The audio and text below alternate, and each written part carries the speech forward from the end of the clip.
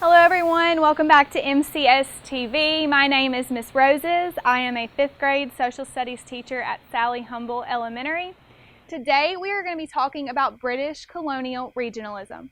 So we're going to look at the different regions of the 13 colonies. You have your New England colonies, your Middle, and your Southern, and we're going to talk about what makes them so different from each other. So first I want to start by asking, what is regionalism? Regionalism is the practice of having similar economic, social, and political principles based on a particular region rather than a more central or common idea across multiple regions. First, we're going to start with the New England colonies. So these consisted of Connecticut, Rhode Island, Massachusetts, and New Hampshire. So we're going to talk about the geography. The New England colonies are the northernmost of the original 13 colonies. There are long, harsh winters with short growing seasons. They have mountains, thick forest, and poor, rocky soil, which made agriculture a huge challenge. You know you have to have good, fertile soil to grow crops. What religion was practiced in this region? A number of the colonists were Puritans. These beliefs impacted every aspect of colonial life, including the government, which did not allow for any religious freedom. Moving on to economy. So before we get into New England's economy, I want to talk about something really quick.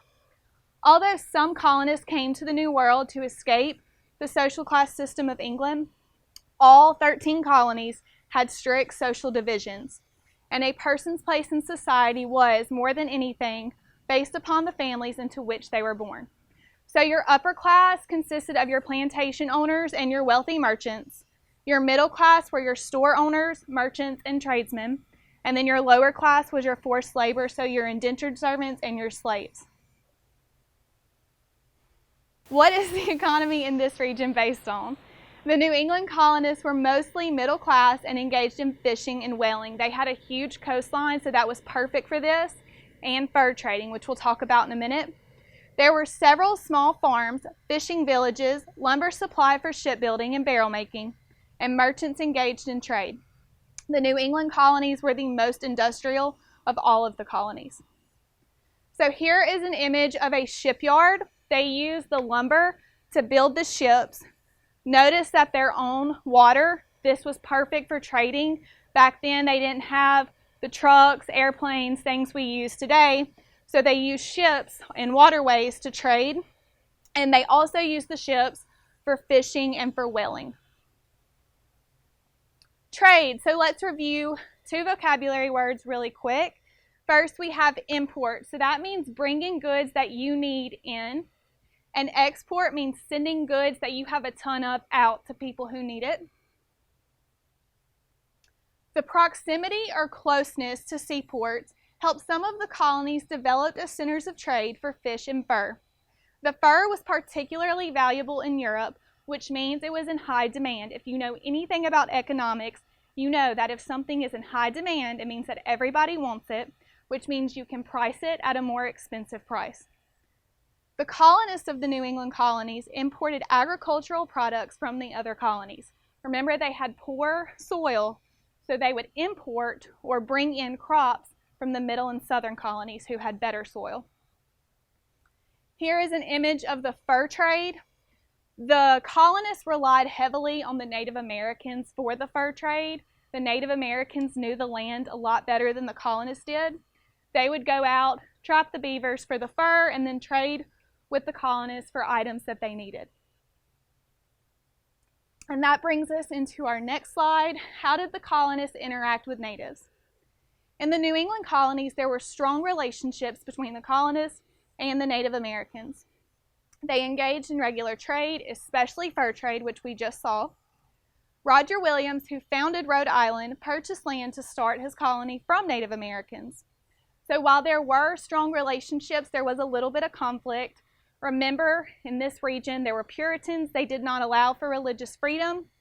So colonies like Massachusetts Bay Colony were founded by Puritans who tried to force Native Americans to convert to Christianity. Moving on to the middle colonies. So these consisted of Delaware, Pennsylvania, New Jersey, and New York. Geography. The Middle colonies have a milder climate than the New England colonies. They have better land for agriculture, so they were able to give the New England colonies a few crops. Iron ore and coal were other important natural resources, so mining was a super important job in this area. What religion was practiced in this region? The Middle colonies, unlike the New England, allowed for religious freedom, so it was not dominated by just one religion. For example, Catholics, Lutherans, Jews, and Quakers all settled here. Moving on to economy, the Middle colonies were far more diverse than the other colonies. They were a mix of Dutch, German, and English colonists from lower and middle classes. The Middle colonies mainly farmed grain, so wheat, barley, oats, rye, and corn. They raised livestock, mined iron ore and coal, which we talked about, and traded. The Middle colonies mined metals to make tools and plows. This made farming in this area and in the other colonies much easier. Hunting and river accessibility also meant some engaged in the fur trade as well. Trade. The Middle colonies exported grains to other regions and to Europe, so that they sent it out.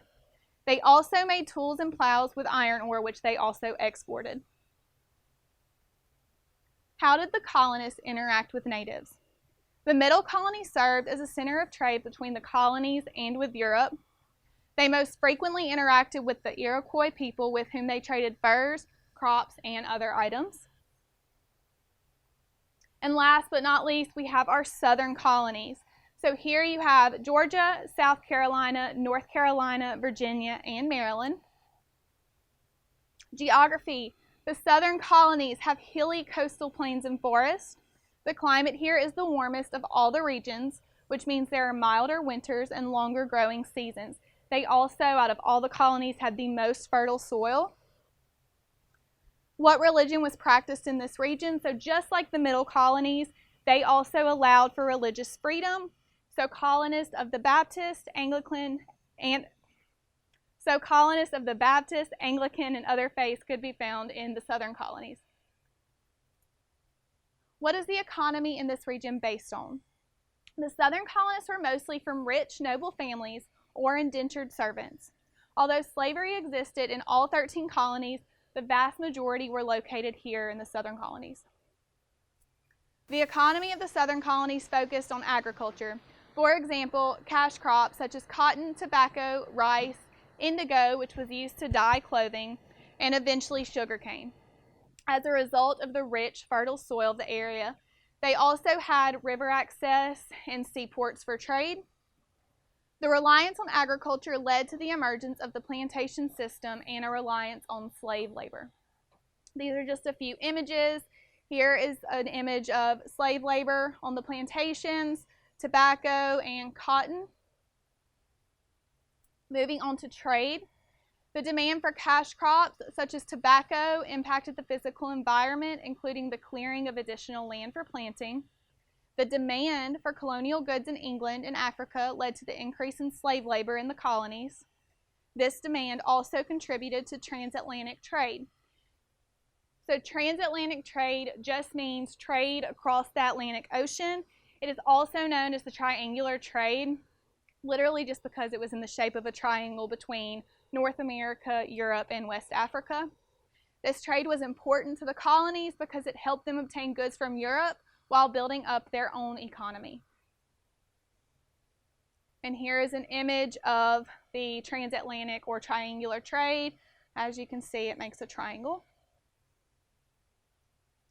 How did the colonists interact with the natives? Trade existed between the southern colonists and Native American tribes such as the Powhatan. If you know who Pocahontas is, you know that she was part of the Powhatan tribe and her father was actually the chief. Some Native Americans were used as slave labor on plantations. As cash crops became the focus of the economy, the clearing of additional lands to cultivate created some conflict with neighboring Native Americans. And that is it for British colonial regionalism. Thank you so much for joining me today. See you next time.